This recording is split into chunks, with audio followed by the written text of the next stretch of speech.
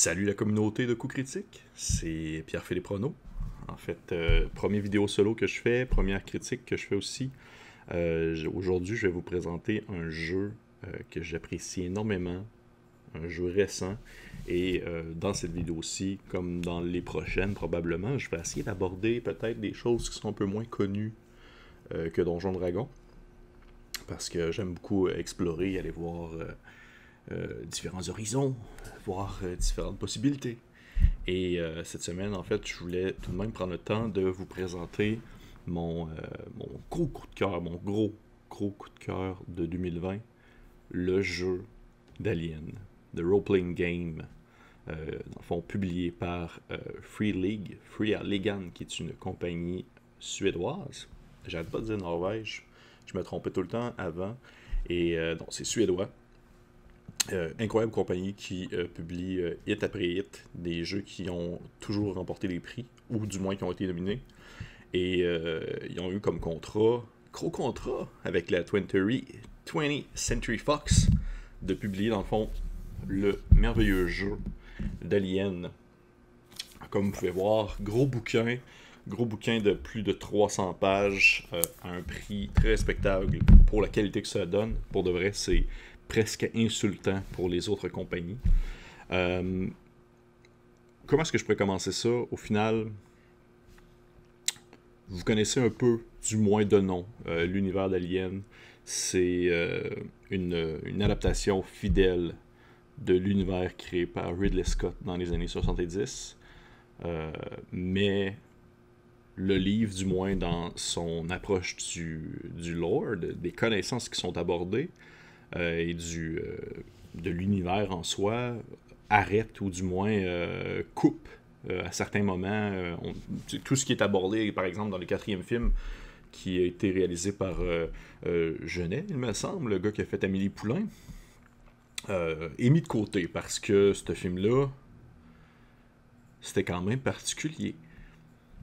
Au final, ce livre-là, au final, va prendre justement l'univers du 1, du 2 et même du 3 dans sa timeline, dans sa ligne de temps, et il va aussi aborder des sujets qui ont été mis de l'avant dans Prometheus, ainsi que dans Alien Covenant. Donc, qu'est-ce qu'on fait dans ce jeu-là? Qu'est-ce qu'on fait, d'après vous? On meurt, entre autres choses. On meurt, mais également, on survit. On essaye de survivre dans un univers très gris, c'est très drabe. C'est un setting qui veut montrer un futur très sombre où les grandes méga corporations ont étendu un peu leurs tentacules un peu partout dans l'univers, et l'humain colonise ici et là des planètes pour en extraire tous les minéraux et toutes les ressources qui peuvent se trouver dessus. Et les joueurs vont donc incarner ces espèces d'individus-là qui tentent du mieux qu'ils peuvent d'évoluer et de grandir dans cette mise en contexte assez particulière, je dirais. Ce jeu-là utilise le système du Mutant Year Engine, qui est dans le fond le système de jeu de rôle qui a été créé par la compagnie Free League, qui est un système de D6, qui est aussi utilisé dans la majorité des autres jeux publiés par la compagnie. En fait, jusqu'à tout récemment, là, eux, ils publient également Morkborg, qui a gagné aussi des prix, et Morkborg n'utilise pas le même système. Et au final, le Mutant Year Engine, c'est un système où est-ce que les joueurs doivent accumuler, pour faire lancer leur dés, doivent accumuler dans le fond un paquet de D6 qui est souvent de couleurs différentes. Souvent, il va y avoir une couleur qui va être associée aux attributs, une couleur qui va être associée aux compétences, et de temps en temps, une couleur qui va être associée à autre chose, tout dépendant le jeu que vous jouez, là, qui utilise ce système-là. Mais dans Alien, seulement 2 couleurs sont nécessaires.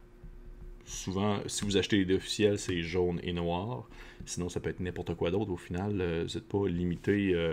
Et c'est très spécifiquement écrit dans le livre comment utiliser, dans le fond, des D6 de Monopoly pour pouvoir, dans le fond, jouer à ce jeu-là. Comment ça fonctionne? En gros, vous avez des attributs, vous avez des compétences. Et vous avez, dans le fond, ces attributs-là et ces compétences sont sur une échelle, souvent de 0 à 5 par exemple. Et lorsque vous décidez de faire une action, vous devez construire votre main en accumulant dans le fond des D6 qui sont la somme de votre attribut plus de la compétence. Donc, par exemple, si admettons, vous faites quelque chose, une compétence en lien avec l'athlétisme, on va dire, si la compétence existe, bien sûr. L'athlétisme qui demande que vous avez un niveau de 2 et que dans votre force, dans votre attribut de force, vous avez, on va dire 3, ben vous allez prendre une 5 dés de la même couleur et lancer. Le système se veut quand même relativement assez simple. Lorsque vous lancez vos dés et que vous avez dans le fond un 6, ça signifie que vous avez une réussite. La plupart du temps, on va demander seulement une réussite pour pouvoir accomplir la tâche demandée. C'est possible qu'à certains moments, le maître de jeu va demander dans le fond plus ou moins de réussite selon la situation. Il peut y avoir des éléments qui vont rentrer en ligne de compte, des éléments facilitants ou qui vont rendre la situation plus difficile, au contraire. D'ailleurs, le maître de jeu ne s'appelle pas maître de jeu dans ce jeu, mais il s'appelle Mother, comme le nom en fait de l'intelligence artificielle dans le Nostromo et également dans les autres vaisseaux, je crois, qui utilisent la même technologie que le Nostromo, qui est le vaisseau dans le premier Alien. Et donc, lorsque vous allez dans le fond lancer votre pool de D6 et que vous réussissez à avoir un 6 sur un de vos dés, votre action est réussie. Si vous avez plusieurs 6, ça signifie que votre action explose en quelque sorte et que vous pouvez créer des effets supplémentaires à votre réussite. Donc, si vous aviez... on reprend l'exemple de tantôt, où est-ce que vous avez décidé d'utiliser l'exemple de vous mettre à courir pour échapper à un ennemi, eh bien, puisque vous avez dans le fond une réussite supplémentaire, vous pouvez d'ailleurs avoir des effets supplémentaires, comme par exemple, vous pouvez dire ben, je me rends plus loin, ou du moins, j'ai réussi vraiment à m'éloigner de mon ennemi, en quelque sorte. Alors, vous pourriez même vous entendre avec le DM afin de pouvoir créer un effet. C'est pas un système qui est trop rigide, dans le sens qu'il y a des possibilités de peut-être un peu s'éloigner du constat de base pour pouvoir créer l'effet désiré. Mais la twist dans ce jeu-là, et c'est là que la beauté, si on veut, du système embarque, c'est que le jeu de Mutant, en fait tout jeu qui fonctionne avec le système du Mutant Year Engine utilise un concept de pousser ta lock en quelque sorte, où est-ce que vous avez souvent l'occasion de rebrasser vos dés lorsque vous échouez. Parce que tout de même, avoir un 6 sur un pool de dés, c'est pas nécessairement la chose qui va arriver le plus souvent. Il y a même une charte qui vient dans chacun des livres qui utilise ce système-là, qui va dans le fond expliquer votre pourcentage de chance de réussite d'obtenir un 6 si vous lancez une fois, et votre pourcentage de chance de réussir si vous décidez de pousser votre lock et de relancer une deuxième fois, dans le fond, les dés que vous avez déjà lancés. Le truc dans ce jeu-là, c'est que il y a un concept que je trouve absolument incroyable, et je veux dire, si vous avez déjà écouté d'autres vidéos de co-critique, vous le savez fort déjà que je suis un vendu fini du jeu d'Alien. C'est à mon sens un des plus beaux jeux que j'ai vu de toute ma vie, probablement qui rentre dans mon top 3 à vie, j'imagine, en termes de, je parle, setting, règles, etc. C'est vraiment un des plus bels ouvrages que j'ai vu écrit, à quel point est-ce que c'est clair. Il y a un concept qui revient souvent dans on va dire le setting, pas le setting, plutôt dans le système utilisé. C'est souvent le fait il y a souvent des revers négatifs qui ont fait de pousser ta chance. Dans Alien, ça s'explique par de la santé mentale. Un peu à la même manière que Call of Cthulhu, en quelque sorte. Plus vous allez pousser votre chance, et plus vous allez échouer, et plus vous allez vivre des situations stressantes et angoissantes, vous allez dans le fond développer du stress. Au lieu de s'appeler de la santé mentale, comme dans le classique horrifique, là-dedans, il va vraiment mettre plus l'accent sur le stress, parce que c'est un jeu qui est très stressant, très rapide, c'est de l'action vite. Tout se passe, oui, il y a beaucoup d'ambiance, mais lorsqu'on tombe en moment de combat, la ligne est mince entre, disons, se battre et s'enfuir en courant. Donc, il y a justement des valeurs de stress que les joueurs vont accumuler à mesure que la partie va avancer. Et ces stress-là, dans le fond, sont positifs et négatifs. C'est là la beauté du jeu prend tout son sens. Là. Vous avez, dans le fond, comme j'expliquais tout à l'heure, plusieurs pools de dés, plusieurs paquets de dés de différentes couleurs qui viennent apporter, dans le fond, qui viennent représenter différents éléments en jeu lorsque vous décidez de faire un lancer. Donc, admettons que vous voulez faire le jet tout à l'heure, ou est-ce que vous vouliez courir, et que vous utilisiez votre force ainsi que votre athlétisme, vous aviez un paquet de dés d'une seule sorte de couleur. Eh bien, lorsque vous avez du stress, vous rajoutez dans votre main de lancer des dés d'une autre couleur, bien sûr. Des dés d'une autre couleur qui représentent en fait votre niveau de stress. Donc, si admettons que vous avez un stress de niveau 2, bien, vous allez rajouter dans votre main 2 dés d'une autre couleur que celle préalablement déjà présente. Et ces dés-là, dans le fond, vont compter dans la résolution de la situation. Donc, si vous obtenez un 6 sur un de ces dés-là, c'est bien. Parce qu'au final, le stress, c'est pas nécessairement quelque chose de négatif. C'est quelque chose qui permet de se dépasser. Le danger, la peur, de devoir faire face à un ennemi, puis de savoir comment réagir instinctivement, ça permet de pouvoir se dépasser physiquement, d'accomplir des tâches qu'on ne réussirait pas nécessairement normalement. Donc, avoir du stress, ça peut être une bonne chose parce que ça vous donne plus de chances de réussir vos actions. Mais le problème, c'est que plus vous avez de stress, plus vous lancez de dés. Et dès que vous avez, dans le fond, un 1 sur un des D6 que vous avez préalablement lancé, un des D6 de stress uniquement, si vous avez un 1, vous faites une panique.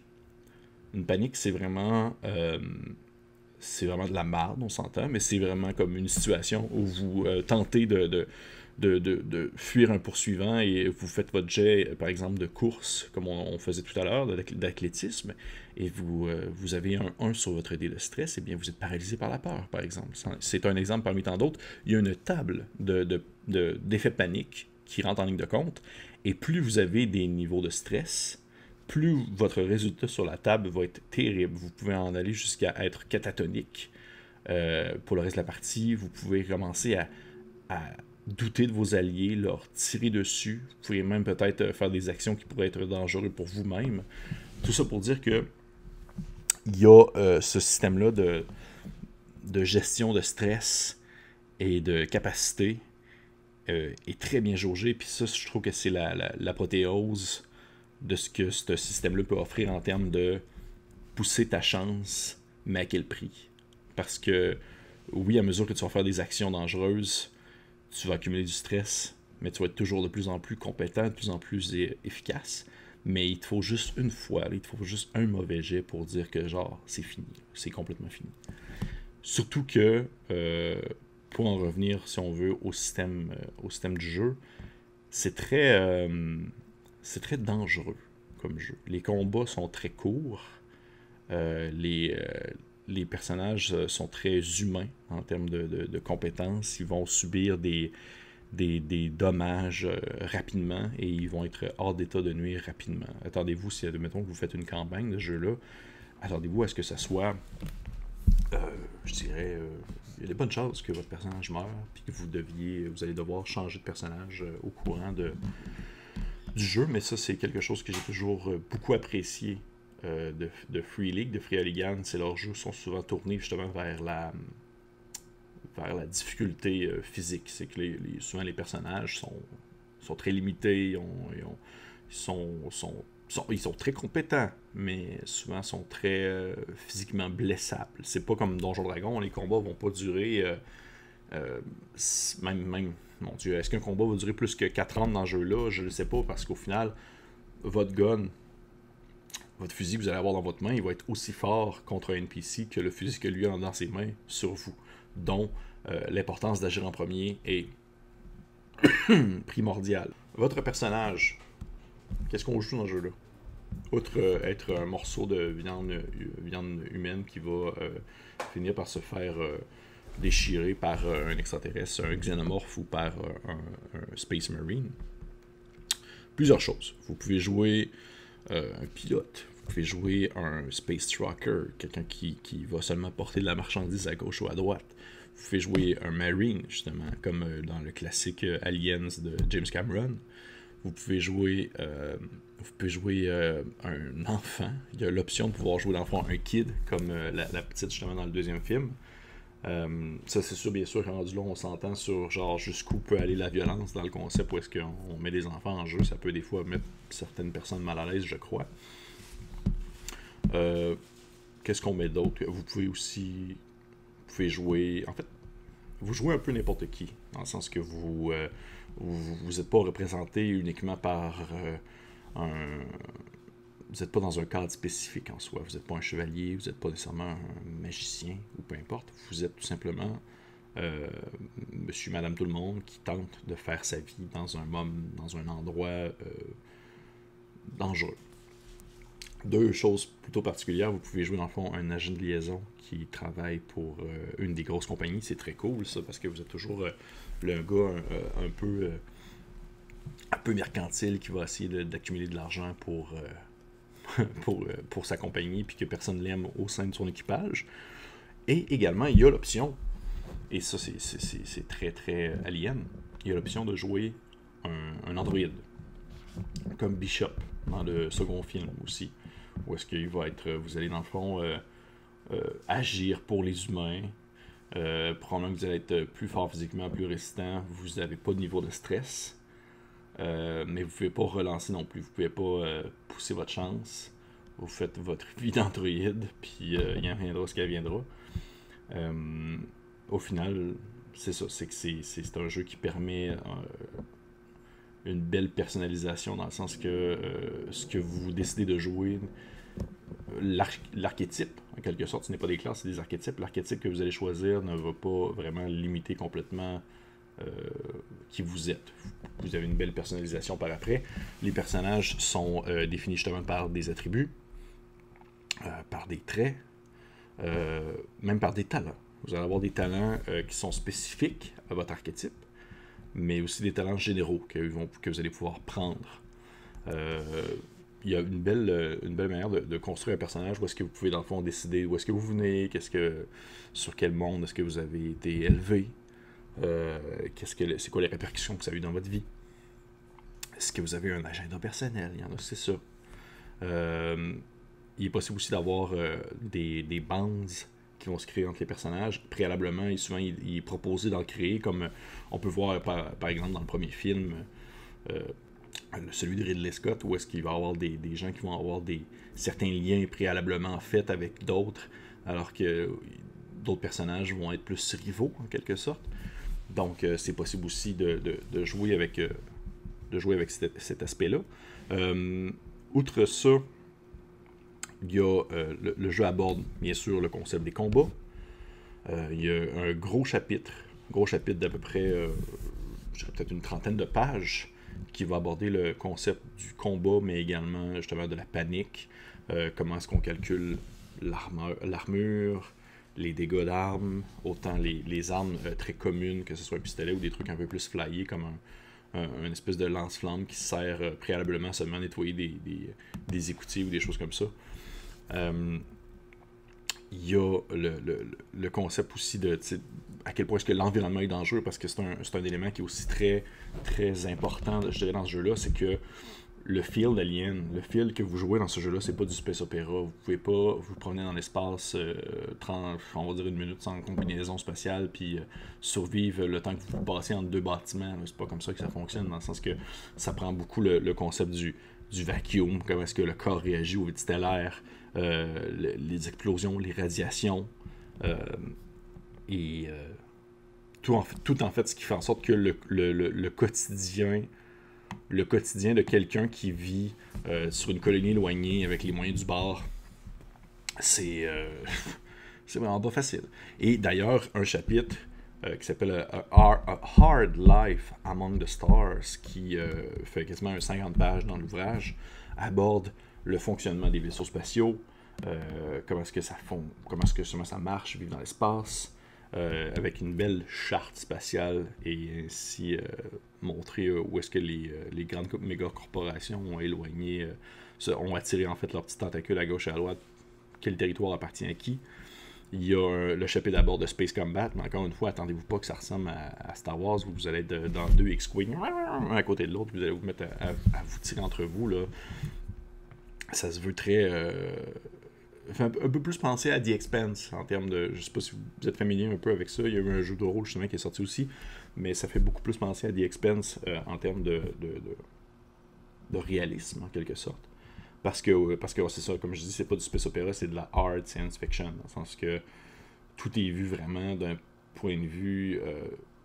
je dis réalisme, en même temps, je dirais aussi peut-être plus gris un peu, c'est moins flyé, c'est pas un jeu qui est...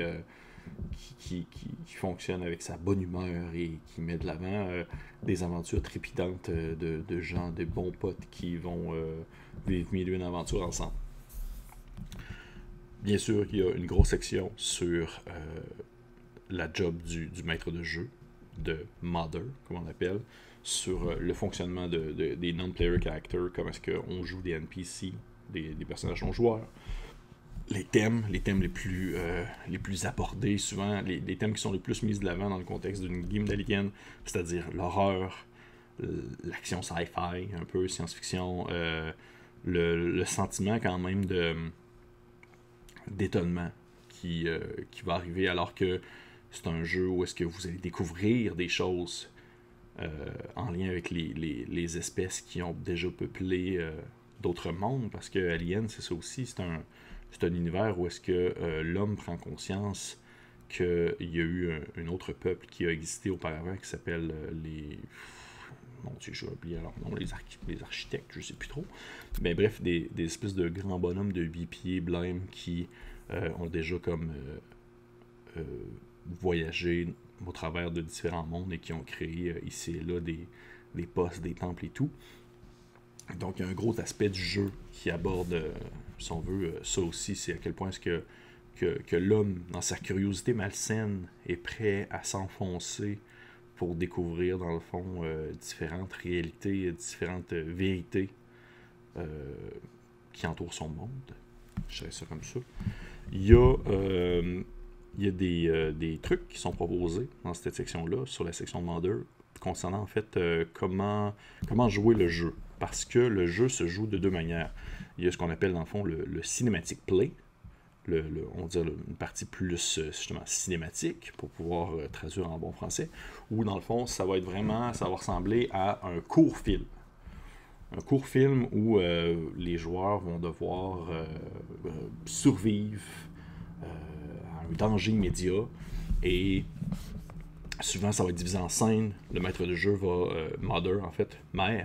va couper les déroulements de la partie en différentes scènes clés, puis des fois ça va être souvent avec des personnages pré-générés, où est-ce que vous allez avoir justement un agenda secret entre vous. Ça ressemble quasiment plus à justement le déroulement d'un film ou à une très courte série TV, et il y a des trucs qui sont mentionnés par rapport à ça, mais il y a également une manière de jouer plus campagne, où est-ce que vous allez devoir développer votre colonie, développer votre vaisseau, accomplir vos job-in de Space Trucker entre vous, essayer de trouver bref, essayer de trouver une manière de pouvoir survivre au jour prochain.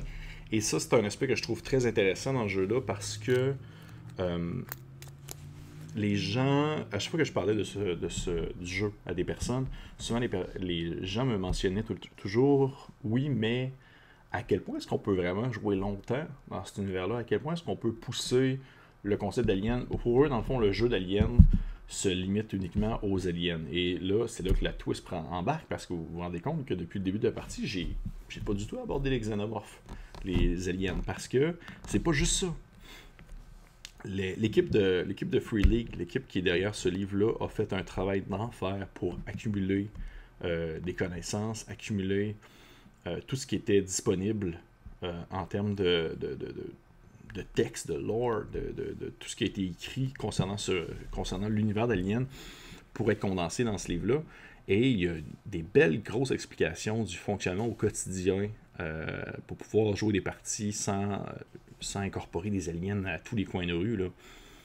On s'entend, pour vrai, il y a assez de jus dans ce livre-là, autant que vous allez en apprendre sur le fonctionnement de ces méga corporations-là, leur objectif, autant que vous allez avoir des idées qui vont vous popper dans la tête pour pouvoir écrire vos propres scénarios qui auront peu ou aucun sens avec les aliens.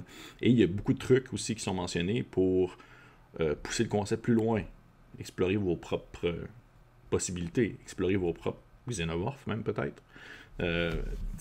C'est ça qui est la beauté de la chose, c'est que c'est pas le concept même des extraterrestres dans ce jeu-là est pas défini dans un cadre précis. C'est pas ça c'est un alien puis ça s'arrête là.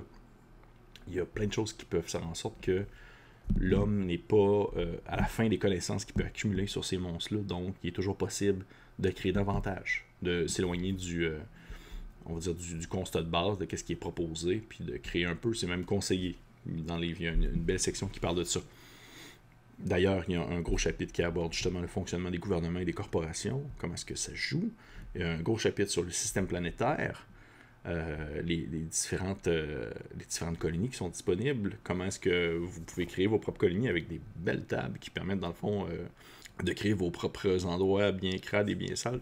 Et finalement, oui, bien sûr, il y a un gros aspect du jeu qui aborde les xénomorphes, les aliens.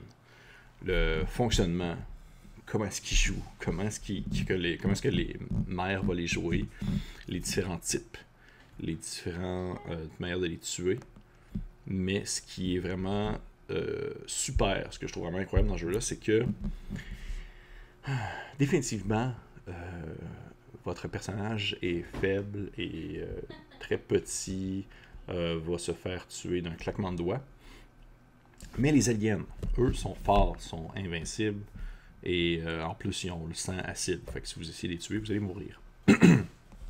Mais afin de pouvoir donner un peu de chance aux joueurs, et afin de refléter, si on veut, l'aspect inattendu, voire incompréhensible de ces créatures-là, il y a des tableaux qui sont proposés pour pouvoir faire agir, pas aléatoirement, mais de manière un peu confuse, les aliens, parce que même... C'est comme si ça veut refléter le fait que Mère, le DM, ne doit pas jouer ces créatures-là comme étant un monstre, exemple, en Donjons & Dragons. C'est pas des gobelins qui vous pognent dans un coin et qui essaient de vous lancer des flèches, là.